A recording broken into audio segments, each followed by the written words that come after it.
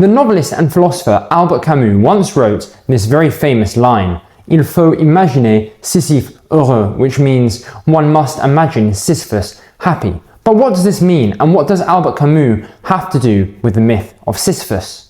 Albert Camus was French and Algerian and lived in France during the 20th century. He won the Nobel Prize for Fiction for his work L'étranger, which means the stranger or the outsider in English.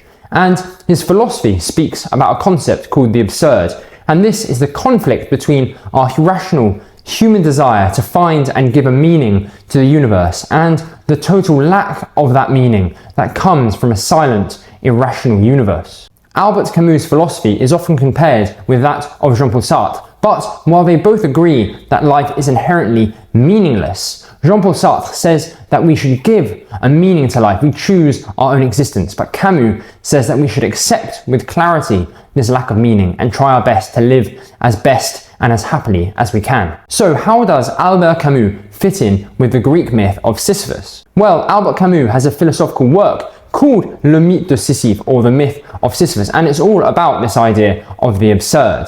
Albert Camus says that our life, our human existence, is a bit like Sisyphus, because Sisyphus was a great king.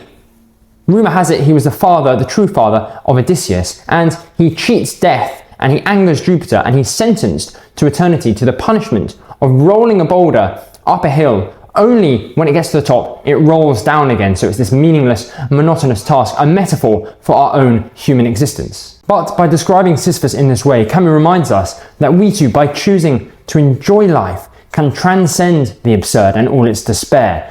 By choosing to be happy, despite the meaningless and the monotonous nature of existence, we can revolt against this lack of meaning. Camus' work famously ends, "The struggle itself towards the heights is enough to fill a man's heart. One must imagine Sisyphus happy." Do you like Albert Camus and his philosophy? Let me know your thoughts in the comments.